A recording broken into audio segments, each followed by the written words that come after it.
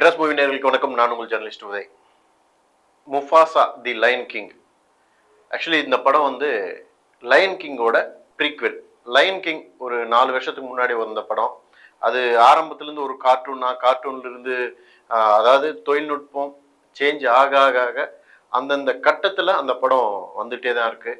ஒரு சின்ன காமிக்ஸாக இருந்த அந்த கதை 3D அந்த லெவலுக்கு ஐமேக்ஸ் வரைக்கும் வந்துச்சு. அதோட ப்ரீக்வெல் லயன் கிங்ல நம்ம ஏற்கனவே பார்த்துருந்தோம். அதில் வந்து ஒரு சிம்பான்னு ஒரு கேரக்டர். சிம்பா தான் அந்த காட்டுக்கு ராஜாவை மாறுறாரு. அந்த ராஜாவோட அந்த சிம்பாவோட அப்பா முஃபாசா அவரோடைய கதையை வந்து கொஞ்சம் பில்டப் பண்ணி கொடுக்கலாம் அப்படின்னு இயக்குனர் நினைச்சிருக்காரு. அதுதான் முஃபாசா தி லயன் கிங், சிம்பாவோட அப்பா கதை. அதாவது லயன் கிங்குக்கு ப்ரீக்வெல், எல்லாமே சீக்வல் எல்லாம் வந்துட்டு இருக்கு இல்லைங்களா, அதோட டிஃப்ரெண்டான ஒரு கதை தான் இந்த முஃபாசா தி லயன் கிங். முஃபாசா இந்த கதைக்குள்ள போனோம்னா அதே காடு. பட் எப்படி வந்து அந்த முஃபாசான்றவர் வந்து மிகப்பெரிய ராஜாவா மாறுறாரு அப்படின்றது தான் ஒரு முக்கியமான ஒரு கதை. இந்த கதையை வந்து ரஃபீக் என்ற கேரக்டர் தான் சொல்லுது. அந்த ரஃபீக் கேரக்டர் வந்து சிம்பாவை பார்த்துருப்பீங்க. சிம்பாவை தான் குட்டி மாதிரி தூக்கி காண்பிக்கிற ஒரு குரங்கு இனத்தோட ஒரு ராஜான்னு கூட சொல்லலாம். அந்த கேரக்டர் தான் இந்த முஃபாசாவுடைய கதையை வந்து நம்மளுக்கு உங்க தாத்தா எப்படி இருந்தார் தெரியுமா அப்படின்ற மாதிரி நம்ம குழந்தைங்களுக்கு கதை ஒன்று சொல்லுவோம் பார்த்தீங்களா வீட்டில் உட்காந்துட்டு. அதே மாதிரி தான் ஒரு இந்தியன் கல்ச்சரோட இந்தியன் சென்டிமெண்ட்டோட இந்த படம் வந்து இருக்கு. ஏன்னா இப்போ வேர்ல்டு லெவல்ல வந்து சினிமா அப்படின்னாவே இந்தியன் சினிமா அப்படின்னு தான் பேசப்படுது. ஸோ தட் இந்தியாவை டார்கெட் பண்ணணும், இந்தியாவோட ஆடியன்ஸை டார்கெட் பண்ணணும்ன்ற நினப்புல இந்த படத்தை எடுத்துருக்குறாங்கன்றதுல சந்தேகமே கிடையாது. முஃபாசா அவங்க அப்பா அம்மாவை கூட சந்தோஷமா இருக்காங்க.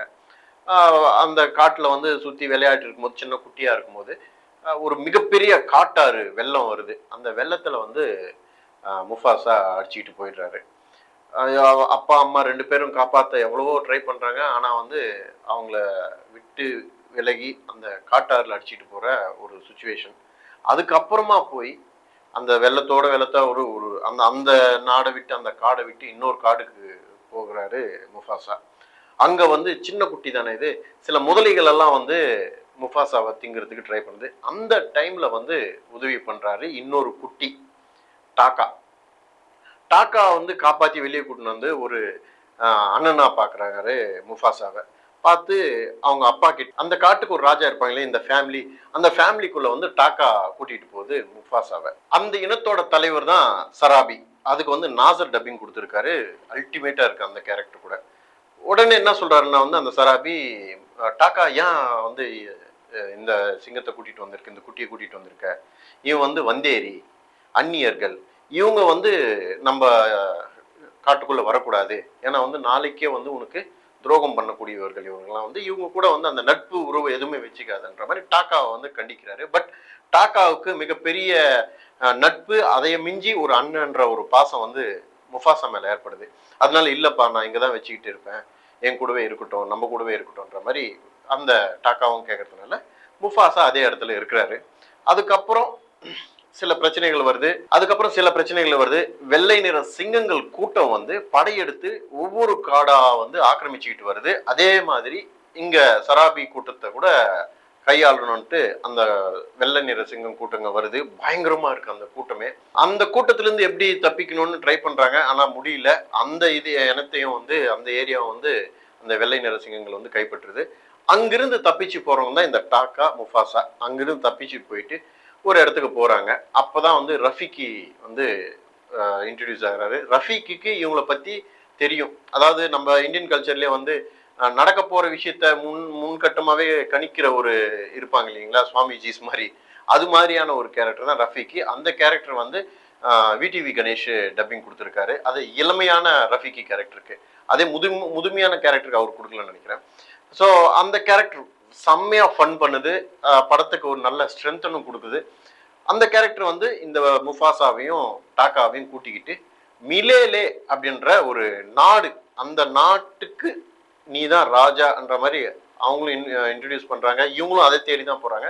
இந்த மிலேலே அப்படின்ற ஒரு மிகப்பெரிய சாம்ராஜ்யத்தை கண்டுபிடிச்சாங்களா இல்லையா, அந்த மிலேலேக்கு எப்படி ராஜா ஆனாரு முஃபாசா, இந்த வெள்ளை நிற கூட்டத்தை சிங்கங்கள் கூட்டத்தை வந்து எப்படி தரமட்டமாக்குனாரு, இதுதான் மீதி கதை.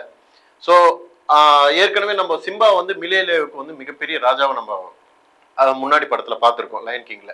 ஸோ அந்த மிலேலே வந்து எப்படி உருவானது, நிலநடுக்கம் நடந்ததா, வேற ஏதாவது நடந்துச்சா, எப்படி வந்து அந்த அழகான ஒரு ஒரு ஆச்சரியமான அழகான ஒரு நாடு எப்படி உருவானதுன்றது தான் இந்த படத்தோட மெய்யக்கரு.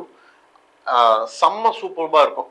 ஸோ இந்த படம்னு எடுத்துக்கிட்டா ஏற்கனவே நான் சொன்ன மாதிரி தான் ஒரு இந்தியன் கல்ச்சர்ல இருக்கிற சென்டிமெண்ட், அதாவது தாத்தா அவங்களோட பையன், அவங்களோட பையன், இவங்களோட சந்ததி, இதாவது 4 ஜெனரேஷனை வந்து படத்துல காட்டுறாங்க. அழகா இருக்கு பாக்குறதுக்கு. ஒரு ஒரு சாதாரணமான மக்களோட ஸ்டோரியை பார்த்த மாதிரியே இருந்தது. பட் என்னன்னா வந்து லயன் கிங்ல எல்லாமே இருந்தது. ஸோ என்டர்டெயின்மெண்டா சில விஷயங்கள் இருந்தது, பாட்டு வந்து கேப்டா இருந்தது. பட் இந்த படத்துல வந்து அது மாதிரி சின்ன சின்ன விஷயங்கள் வந்து ரொம்ப டிராபேக்கா இருந்தது. பட் விஷுவலா வந்து வேற லெவல் ட்ரீட், பசங்களுக்கு சூப்பரா பிடிக்கும். அந்த அளவுக்கு ஒரு நல்ல படம்னு சொல்லலாம். முக்கியமா கிறிஸ்மஸ் கொண்டாட்டத்துக்காக வந்திருக்கு, அதை ஃபுல்ஃபில் பண்ற படமா தான் இது இருக்கும். மற்றபடி பெரியவங்களுக்கு எல்லாருக்கும் பயங்கரமா பிடிக்குமான்னா ஒரு சின்ன டாட் தான் அது, அதுல சம்திங் மிஸ் பண்ணிட்டாங்க. செகண்ட் பார்ட்ல இந்த ப்ரீக்வெல்ல சொல்ல வேண்டிய விஷயத்த வந்து தெளிவா சொல்லாம கேரக்டர்ஸ் அதிகமா கொண்டு வந்துட்டு கொஞ்சம் கன்ஃபியூஸ் பண்ணுவாங்க. அதுதான் பெரிய டிராபேக். இந்த கேரக்டர் யாரு, அந்த கேரக்டர் யாரு, இதுலயே வந்து டாக்கா யாரு, முஃபாசா யாருன்னு சில சில சமயத்துல வந்து கன்ஃபியூஸ் ஆகிற மாதிரி இருக்கும். ஸோ ரொம்ப இதுவா பார்க்கணும். ஏன்னா குழந்தைங்களுக்கான ஒரு படம்னா வந்து அந்த டிஃப்ரென்சியேஷன் காட்டியிருக்கணும். சில லிட்டில் பிட் டிஃப்ரென்சியேஷன்ஸ் எல்லாம் வந்து இல்லாத மாதிரி இருக்கு. மற்றபடி படத்துல வந்து டெக்னிக்கல் வைஸ் வேற லெவல் இருக்கு. அதாவது மில்லேலே நகரத்துக்கு இவங்க போன பிறகு நடக்கிற ஃபைட்டா இருக்கட்டும், அங்க நடக்கிற சில சுச்சுவேஷன்ஸு, தண்ணிக்குள்ள போற இதுவெல்லாம் வந்து அல்டிமேட்டா இருக்கு. படம் ஆரம்பத்துல வந்து அந்த காட்டாறுன்னு சொன்னோம் பாத்தீங்களா, அந்த காட்டாறு வெள்ளத்திலிருந்து முஃபாசா அடிச்சுட்டு போறது, ஃபேமிலியோட ஒரு சென்டிமெண்ட் கனெக்ஷன், விஷுவலா வந்து உண்மையிலேயே ஒரு ஒரு சிங்கங்களை வச்சு ஒரு படம் எடுத்தாங்களா அப்படின்ற டவுட் வர அளவுக்கு நம்மளுக்கு அவ்வளோ விஷுவல் ட்ரீட் கொடுத்துருந்தாங்க. படம் அல்டிமேட்னு சொல்லலாம். பட் என்னன்னா எப்பயுமே ஒன்று கம்பேரிசன் பண்றது ஒன்று இருக்கும். ப்ரீவியஸ் படத்தோட லயன் கிங்கோட முஃபாசாவை கம்பேர் பண்ணா சம்திங் ஒரு மிஸ் ஆன ஒரு ஃபீல் கிடைக்குது. மற்றபடி ஃபேமிலியோட எந்த இதுவும் இல்லாமல் போய் பார்த்துட்டு ஹாப்பியாக வரலாம். மற்றொரு வீடியோவில் சந்திப்போம். நன்றி, வணக்கம்.